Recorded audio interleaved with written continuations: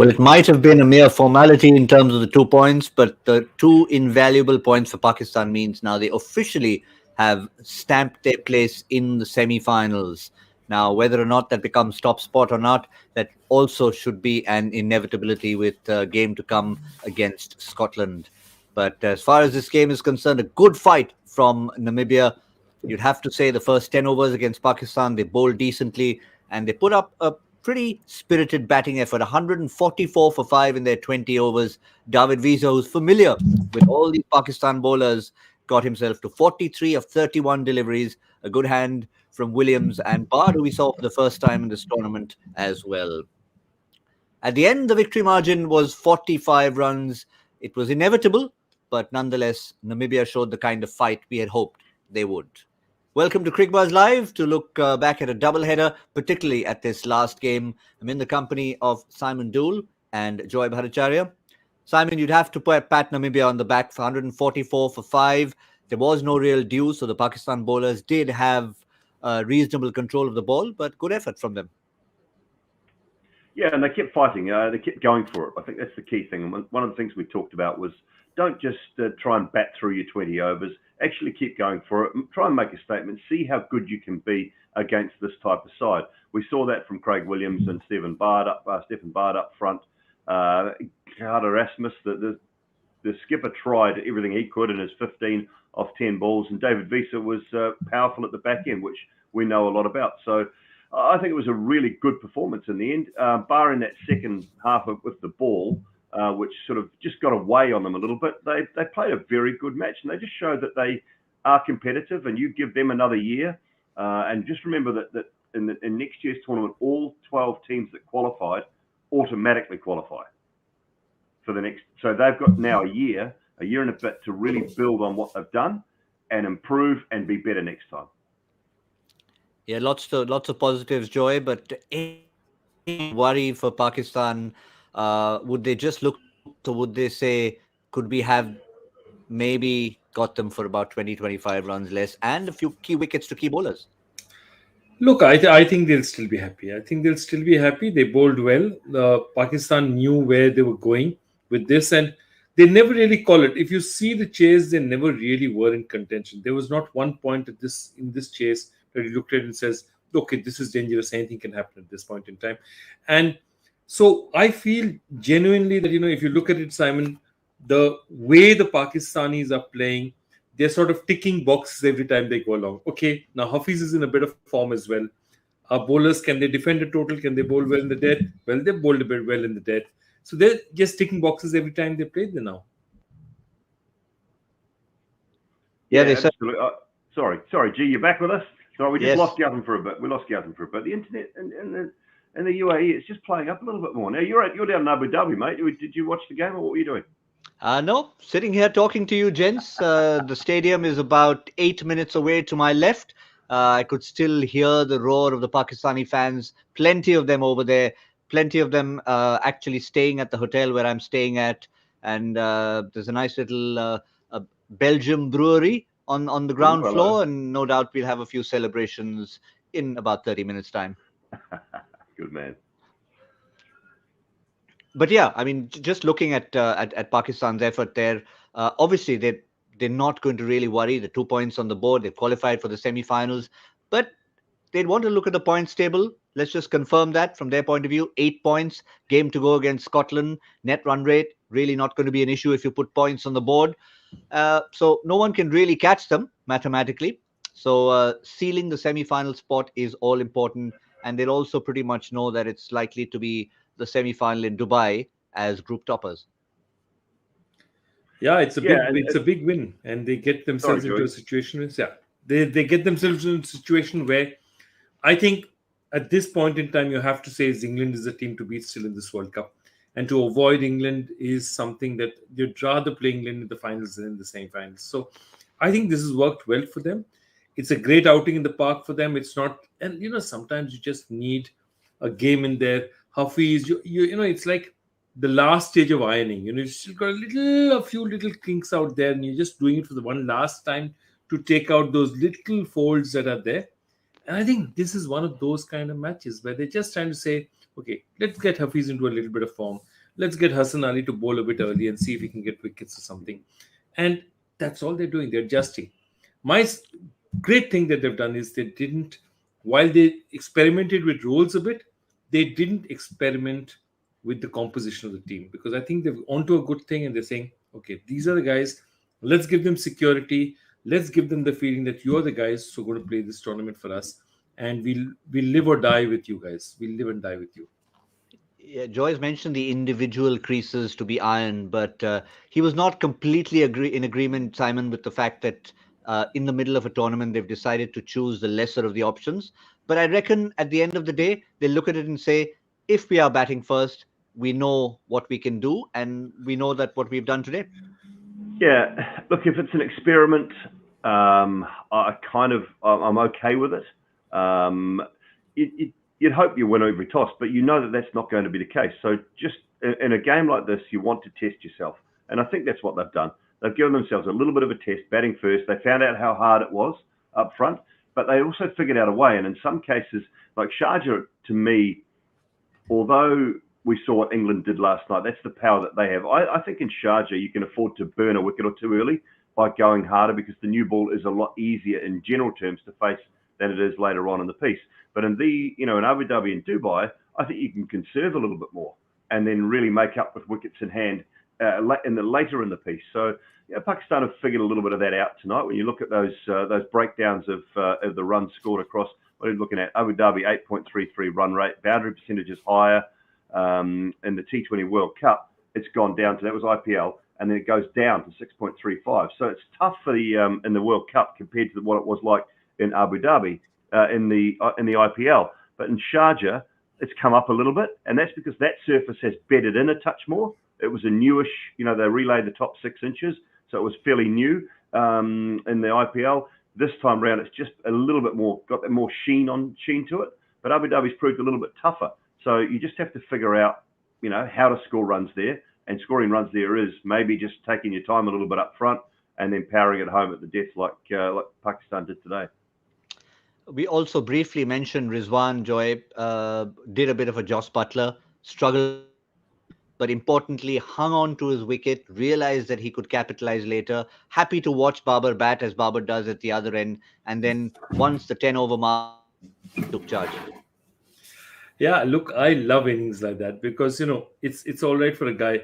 The other end of the spectrum to me is more frustrating. Like Sanju Samson typically does that to me. He times 2 balls out of the ground, and then you think, how can this guy get out to that? And I always love the reverse, when somebody's just not being able to time it at all, and then just stick around and say that I'm not going to throw away my wicket, because if I throw it away now, I'm 16 of 25 balls, and I'm just going to make life worse for myself. Let me not do a Lendl Simmons. And when you actually turn it around, it's absolutely fantastic. So I call it, while it's Lendl Simmons is one example of how not to do it, I still call it a Rahul Tewatia, thanks to what the gentleman did last year in the tournament. So I think Rizwan did a perfect Tewatia today. Struggled in the beginning, but did the way he finished. I just want to mention one more thing. And, this is something that I was watching. Sarfraz Ahmed is a captain of this Pakistan side, who in 2017 was the captain that, when they won the Champions Trophy. And they had a pretty decent World Cup. If you look at beyond their match in India, they just missed out on run rate in the semi-finals. And he's coming in, he's carrying drinks, he's coming in, he's chatting with the guys, he's giving them support. And that's something that you would normally not see in Pakistan cricket. It tells you a little bit about how they are as a team, how they feel about each other, and how they've all put their personal egos aside to play for their country. And I think that's a part of why this team has been so successful this time around. Am I right in saying that Baba wanted him? Is that part of it? I think I heard, I thought I heard something that Baba was really keen to have Sarfraz in the mix, and he was sort of a big advocate for having him in the mix, and so he's got that back in. And to see him, like Joy, to see him running around and taking drinks and having a smile on his face, I think that can only be a good thing. Certainly is, and it has an impact on players like Rizwan. Remember, Sarfraz, of course, was not just a captain; he was the man with the gloves, and it was kind of a spot that he had sealed down. So for someone like Rizwan to break in there, as of course a wicket keeper, but Simon, second highest number of runs in a calendar year. And he's not done with the calendar year yet. 1,661 in 2021, still counting, and he's going to break that Chris Gale record pretty much for sure. Absolutely phenomenal. I mean, games beside that would be nice. You'd like to sort of see how many games it's taken him, but I mean, his record is phenomenal. What was he averaging, 100 or something opening the batting this year alone? It was crazy good figures and unbelievable numbers. So it just shows you that he's, I don't know whether he's transformed. He's just, as he's become this opening batsman from where he was batting before, he's just thrived. He's just got better and better and absolutely loved it. And it's had a great combination. We saw the 500-run partnerships with Baba. So that's it can only bode well moving forward for Pakistan. Yeah, and I think Simon touched on it, Joy. I think it was also a change in position. May have been a change in mindset, but early on we saw when he came into the mix, wicketkeeper, okay, there you go, slot in at number 6. That's where you're supposed to be, where Sarfraz used to bat. But then they saw his talent and they were quick to say, you can give us a start. And how many he's given them. Absolutely. And see, again, what I say, that if you're given what's been happening in Pakistan with all the, lots of teams not playing, not that much international exposure, they could afford to make moves that may have been regarded otherwise in different circumstances as unpopular. There was a lot of media attention and scrutiny. What Pakistan did really well is, in the period when they were not so much in the spotlight, make some changes, make some realistic changes, give people an opportunity at different spots, and allow these people to get comfortable in these spots. Now they're on the world stage again, and we're suddenly seeing how they've quietly transformed themselves as a side. I mean, from the 2019 side that played that World Cup to this 2021 side is a sea change in terms of attitude, in terms of fitness. And I don't say in terms of talent, because I think the 2019 team was a talented team. But in terms of how that talent has panned out over the next couple of years and how they've been encouraged and how they've got a much better idea of who should play where and when, I think they've done phenomenally well. And we tend to forget that the Misbah-ul Haq departure just before this tournament, we were looking and saying, oh dear, Pakistan in trouble again. Here goes one. Now there'll be a captaincy change, as Joy was saying. All sorts of things will change. Statements will come from selectors. But it kind of happened quietly. In comes someone like a Matty Hayden. In comes Vernon Philander. And it looks like they seem in a happy place with this group. Yeah, they do seem happy. You've got to have the house in order. Whether some of that is coming from Ramiz Raja and sort of further down now as well. It's hard to know unless you're in that situation and in that mix, I suppose, exactly what is going on. But they seem, when you watch them from a sort of a wide point of view, and that we put Matthew Hayden and Vernon Philander on television and the support staff, the coaches, they seem a very happy team. Now, it's easy to be happy when you're winning. What will they look like when you lose, when they have a loss, or if something bad is happening along the way? But what I will say about Hayden and Philander is that they'll be very simple messages. Now, I talked a lot to Matthew Hayden through the IPL, and his philosophy was all about the sort of just the way to approach batting. He said, I'm not going to change these guys as far as their techniques are concerned. I don't have time to do that, but it'll be about an approach to batting and an attitude towards batting, and just the way you look at certain bowlers and your scoring areas and how you look to take on some guys and not others. He said, that'll be my role. I'm not going to change a technique. I'm not going to fiddle with anything like that. It's just about giving them confidence to go out and play. He said, they're all seriously talented players. I just have to give them that confidence to be able to go out and show that on the world stage. And at the moment, you would have to say that whatever is going on in that camp is pretty good. Sounds a lot like what Gary Kirsten, the kind of things Gary Kirsten said, Joy, when he came into the Indian side before that 2011 World Cup. Absolutely. I mean, one of the things that Gary Kirsten did so well was the fact that he actually acknowledged that half the batsmen in that dressing room were better batsmen than him, better players than him. And therefore, he never attempted to talk to them about technique. He talked to them about character. He talked to them about how to build a team over time. And that's why he did so well. And that's why also, paradoxically, I think why Gary Kirsten will never make a great IPL coach. He's not the kind of guy who's going to walk in there and say, okay, change this, do this, quickly move this around and do it in, 14 matches. He can't. Gary Kirsten has to stick around with 6 months, understand the team's philosophy, and then slowly work on transformation. So I think one of the great things Matthew Hayden done is that as a coach, when you come in especially cold and you don't have very much time, is deciding what are the two or three things that you're going to really focus on. Because technique, individual technique is just not one of them. You just don't have the time, you don't have the place, you don't have that much practice facilities. But what he's picked is what is vital to the team. And that's attitude, how they're going to do it, what spots they're going to play, letting players think about their game rather than telling them what they need to change. Well, job done for Pakistan in the semi-finals, but let's not forget it was a double header and it was both matches played in Abu Dhabi. There was a gap between the two because the first match was very different from the second in that it was an afternoon game where you probably more tend to see more runs at times, but it was Bangladesh dismissed for 84 batting first. South Africa chased it down with just about 6.5 overs to spare. And that was a 6-wicket victory for South Africa, taking a tiny step towards the semi-finals in their group. Still a long way to go. They've got England to play in their last match on the same day that Australia take on the West Indies. It should be a cracking day's cricket to see which team joins England potentially in the semi-finals. There could be a change at 1, 2, 3 maybe, but at the moment England are secure with a spot in the semi-finals. There's a look at the points table. England on 8 with a game against South Africa in hand. Australia on 4 with matches to go against Bangladesh and then the West Indies. And Sri Lanka, just that solitary game to go, are also officially knocked out of the tournament. So there you have it. That's game number 1 to South Africa. Game number 2 to Pakistan with a clinical victory. And they've both answered the questions. The only person who hasn't is Joy. And at the end of our looking ahead to 2 matches, we're going to bring you the answer to that question. What do we have tomorrow? India are back in action, starting, of course, in the afternoon with New Zealand versus Scotland from the Dubai International Cricket Stadium. That is match number 32. This is important for New Zealand to continue to consolidate their points. And for India, well, the journey begins here.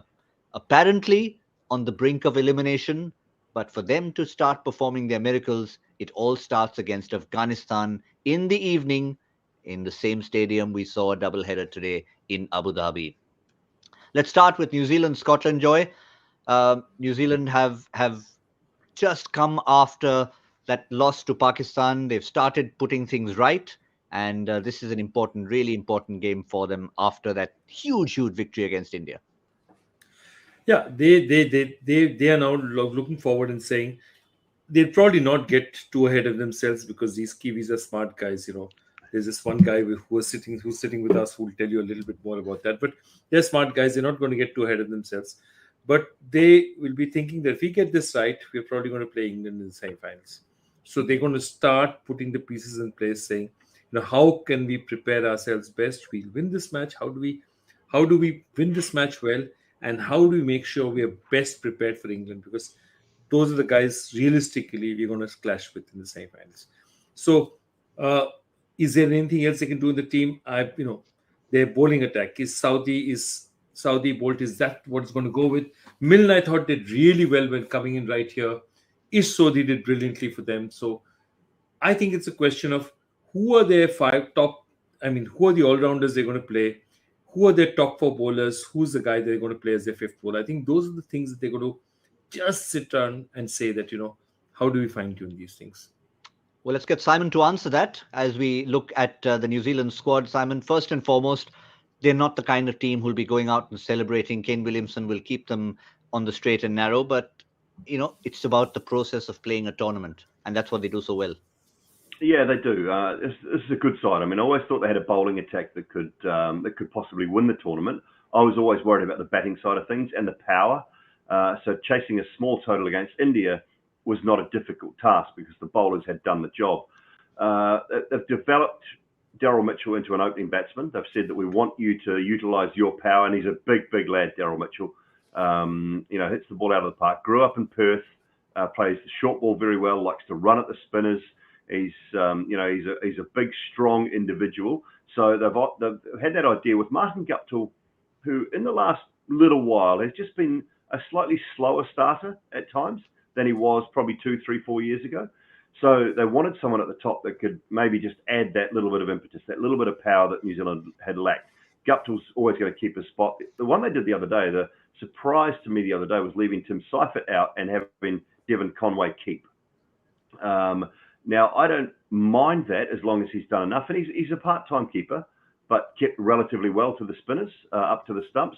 But if you're going to have a situation where, the ball starts to turn maybe, I don't know, in the final, the semi-final, and all of a sudden the spinners really come into play and he misses a stumping or he drops a catch because he's not a genuine keeper, that's a sacrifice you're making. And it's a pretty big sacrifice to make, to drop a regular keeper and play a part-time keeper. So that's the one big call. I think they'll stick with it now. They'll stick with what they've done. It allowed them to get Adam Milne in, so they've got genuine pace with Milne, quality with Bolt and Southey, two genuine spinners with Santner and Sodhi, and then their sixth bowling option is Neesham and Mitchell, if they want it. So I see that will probably stay. That'll be the status quo now. It's a shame for Seifert, but it looks like New Zealand will just stick with that process. Well, I'll just stay with you, Dooley. The way Pakistan went today, call it an experiment, call it just trying to tick a few boxes. How are they going to approach this game in terms of, let's say they win the toss, afternoon game in Dubai? Yeah, well, it's a single game, obviously, in Dubai tomorrow. So, not a double header. So the surface, I imagine, will be very similar to the one the other day. New Zealand will be all about winning. So I guess they will want to bowl first. But in a day game, I'm not opposed to batting first. I said it earlier, it's a one-off day game, so the pitch is prepared just for that day. It might start to dry out a little bit more. It might turn a little bit more in the second innings. I wouldn't be opposed to batting first. Whether Kane Williamson opts for that or whether he loses the toss and doesn't get a choice, I don't know how that will happen. Can't see that far into the future, unfortunately. But I don't think it'll bother New Zealand if they have to bat first. It'll be an opportunity for them to put runs on the board and to maybe get that whole batting lineup a decent knock.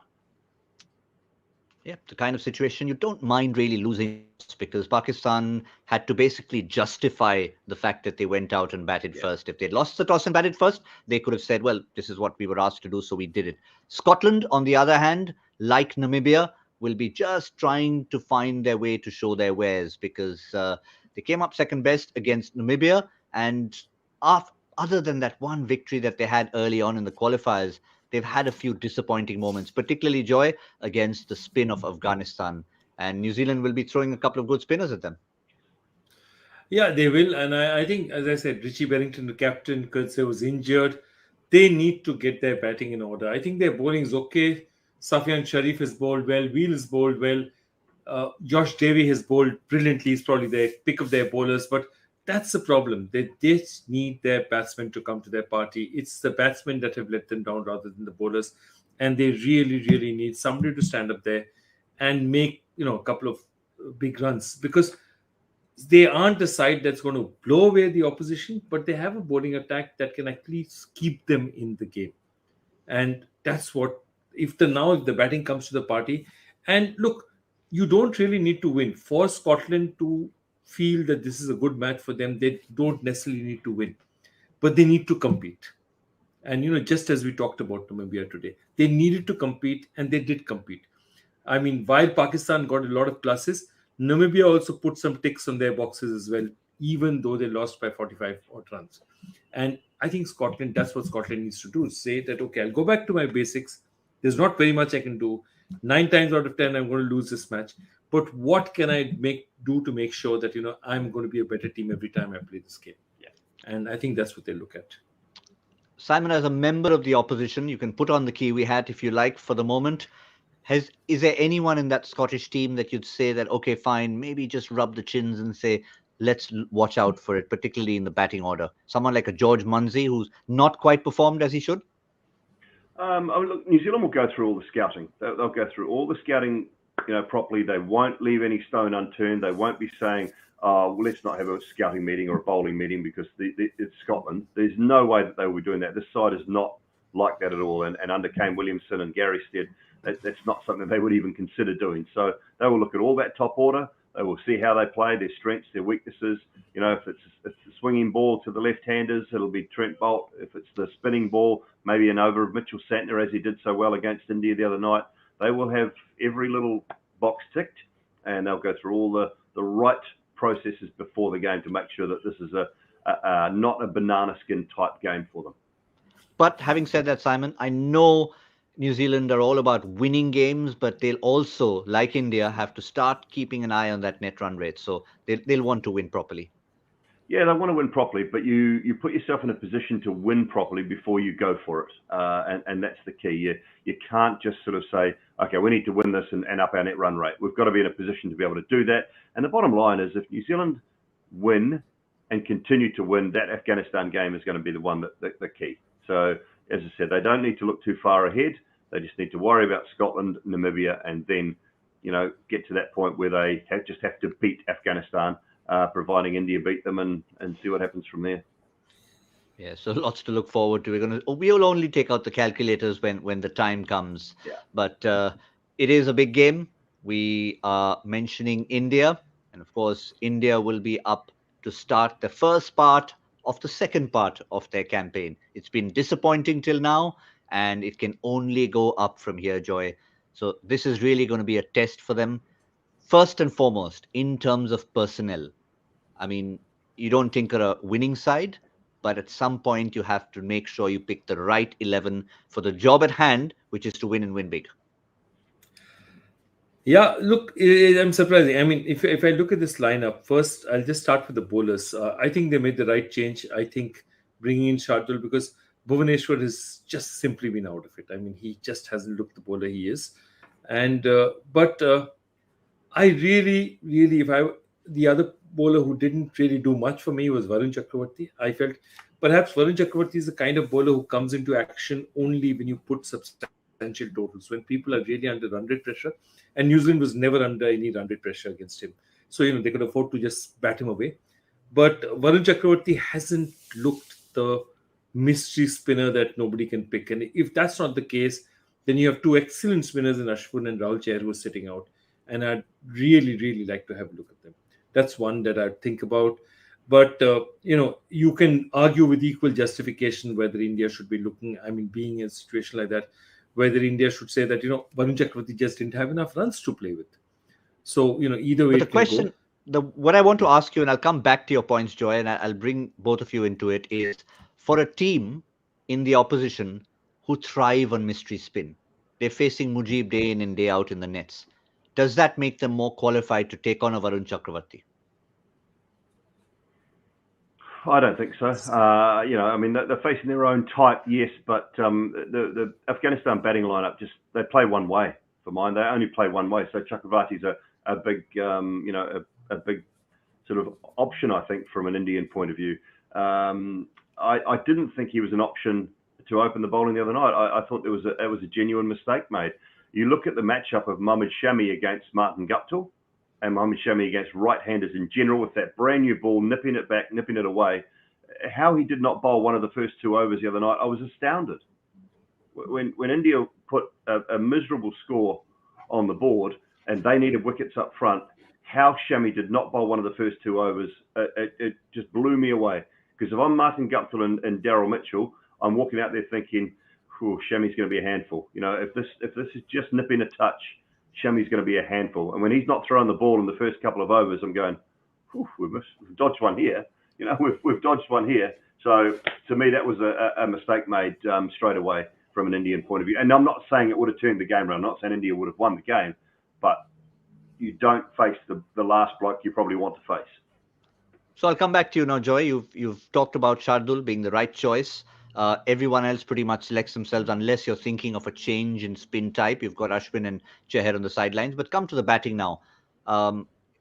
All the build-up after that first game, can you get Ishan Kishan in? There was a press conference where Kohli was asked, can you get Ishan in instead of Rohit Sharma? As it turned out, it was a lower back spasm to Sky that got him in. Continue with that, Joy? Look, it's a tough one. I would, now that Ishan Kishan has come in, the question is, if I had to play this normally, I'd turn around and say that Sky was your accepted option up front. That's what you did. And if this is a replacement, this was a replacement for a match. The problem was that if they'd made the replacement and they made a replacement where they decided also to play Rohit at number 3, that's also the big one. One is about Ishan Kishan coming into the side. The other is that Rohit batting at number 3. So let's look at the two scenarios possible. There's scenario number 1, where they turned around and told Rohit that, we'd like you to bat at 3. And Rohit probably would not have said no. You don't turn around and say, no, I'm not going to bat at 3 because you're somewhere. But the other is turning around and telling Rohit. So that's an option which is not a great option because it shows that the team is not in great shape. The other is the option where they turn around and said, Rohit, you know what? Bolt, you know him in the nets. You've seen the way he shapes back in. We are thinking of batting at 3. What do you think about this? And if he turns around and says, okay, you know what? I think it makes sense. Let's do this. So there are 2 ways the Indian camp could have played this. I'm hoping they played it the second way, that Rohit was a participant in the decision to bat him at number 3. Because, this is going to get blown out of all proportion given whatever has happened after that. And that's what I'm saying, that none of us know exactly what the truth is. Yeah. But given the situation, I would never, without Rohit wanting to be a part of it, I wouldn't give him a decision that's already been made. I won't go. You don't walk up to Rohit, tap him in the back, and say, Rohit, you're going to bat at 3. It has to be, Rohit, this is what we're thinking. What do you think? I'm hoping it's the second, and I'm hoping it's that way. And if that's the case, Rohit goes straight back to opening. Sky comes in his normal order. Life is restored, and let's see what happens. And look, stranger things have happened in cricket. So you play, you do what's in your control. You try and beat Afghanistan and see where everything else pans out. Because, you don't decide. Right now, India doesn't have the bandwidth or ability to think about what happens to the other side. At least let them try and win the game to the best of their abilities. Yeah. Well, they're going to have to face a diet of spin. They already know that. So they'll have to choose accordingly, Simon, in terms of that. Let's quickly see the Afghanistan squad, and then obviously we'll get back to the discussion on who faces them most likely. For Mujibur Rahman, we don't have any news in terms of whether or not he is fit or not. Sharafuddin, of course, is a replacement for Asghar Afghan. Doesn't necessarily mean he's going to jump into the side. Usman Ghani is a possible option to come into the lineup there. But I think, Simon, for them, Mujib coming back will be crucial against India. Yeah, he will be. Look, the spin's going to dominate. That's how Afghanistan play. We've seen them just struggle a little bit at times. I know Naveen al-Haq bowled a brilliant over against Pakistan, and then Karim Janat sort of let it go away. That's been their issue. Their Achilles heel is getting seamers to be able to finish off an innings. That's always tough. They've left, they're having to leave Mujib or Rashid really late in the piece to sort of cover for what normally a job that would normally be done by a seam bowler. But how do they beat India? Well, they beat India by their blueprint, which is probably you don't need to have a toss tomorrow. They want to bat first and put runs on the board, and India will probably want to bowl first. So it's not a toss is obviously not necessary, I don't think, tomorrow, but they need to put 160, 165, 170 on the board, I think, to really put India under some pressure with that bowling attack. Just going back quickly to Joy's point around the batting for India. I mean, you just can't. Look, I know that they said Ishan Kishan was an opening batting replacement, but at the end of the day, the opening batsman weren't injured. Surya Kumar Yadav was injured.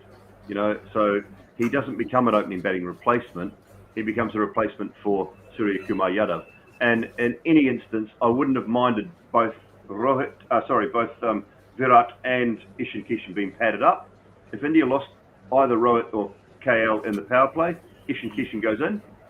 Outside of the power play, Ishan, you're at 4, Virat's at 3. That's kind of how they should have played it, and I hope that's how they play it tomorrow. If that's the case. Yep, certainly. Is that your hotel, G? Is that your hotel? I mean, are the Pakistanis arriving back at your hotel? What's going on there? They possibly are. They're going to be coming fairly soon. But Joy, I know. I can hear his horns. Yeah, it is Abu Dhabi. This is Abu Dhabi. It's after a big victory, and it's going to happen 24 hours later. Indians will be making the same amount of noise. But Joy, coming to you quickly, I know Simon mentioned the blueprint of what you like to do yourself. Do you sometimes change the blueprint based on the fact that, yes, we like to do that, but India like to chase even more? So can we prevent them from doing their preferred option and therefore put them into bat? Good point. I just I just don't see their batting having that kind of abilities. I think they'll fancy themselves with, 12 overs of spin, while Nabi will not go to threaten the Indians. They'll do it. But one thing is that the Indians, given that the monkey is actually off their back, because everyone says, okay, India is not going to qualify now, and unless miraculous set of circumstances, it's not in India's hands anymore. They need decisions to happen beyond what they're doing, and that's the thing. That once a monkey is off their back, let's not forget this is a superbly talented Indian side, of which their strongest suit is their batting. So, I mean, I don't see any problems there. If these guys, Mujib is a great bowler, but all these guys have seen Mujib. Rashid is a great bowler. They've seen Rashid. I'm not saying they're going to take 40 of Rashid, but they don't need to take 40 of Rashid for them to do okay.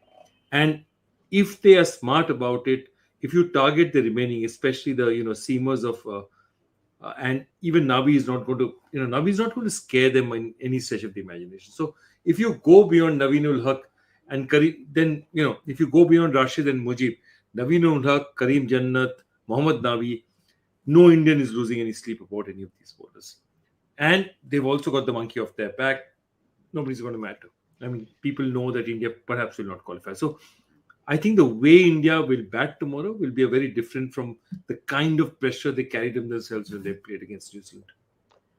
So the feeling here is that the toss will be redundant. India definitely looking to chase, restrict Afghanistan, and then try and knock it off as quickly as possible. Look, promises to be quite another feast of cricket. New Zealand against Scotland, India against Afghanistan, all to play for. India may not have the hugest chance of getting to the semi-finals, but they've got to start doing the job against against Afghanistan, then against Scotland on the 5th, and then Namibia on the 8th, and wait for that big game between New Zealand and Afghanistan. But let's not get ahead of ourselves. For now, we've got one mystery to solve. And Joy, only you can unveil and unravel the key to that.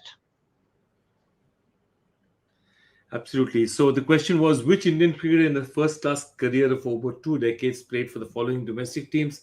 Navanagar, Bengal, Maharashtra, Rajasthan, Gujarat, and Mumbai. I put in Navanagar there so that people would get a certain idea of the vintage, because obviously the Navanagar team has changed. It's now Baroda. So the thing is, this is probably one of India's greatest all-rounders, Vinu Mankad. Amazing cricketer, known in modern cricket for the wrong thing, the only one thing that he did to Bill Brown, for which his name is there, for which his name should never be there. But he was the original, as I said, prototype, archetypal IPL cricketer. You paid him good money, he'd come and play for you, and he'd help win you championships, and he'd do a fantastic job of it. But after that, the wagon went on to the next place, and his son Ashok Mankad also played for India. Phenomenal cricketer, great life story if you ever get to read it. Certainly is. Yes, what a great all-rounder he was. Just try to think every time we think of these great all-rounders, be it Vinu Mankad from here, Sir Garfield Sobers from the West Indies, some of the great Australian all-rounders as well. You just imagine having an IPL in those times. These would be the big stars of the IPL of the 50s and 60s. If only we could go back in time and have a fictional series even around an IPL happening with these stars. Wouldn't it? It'd be fun.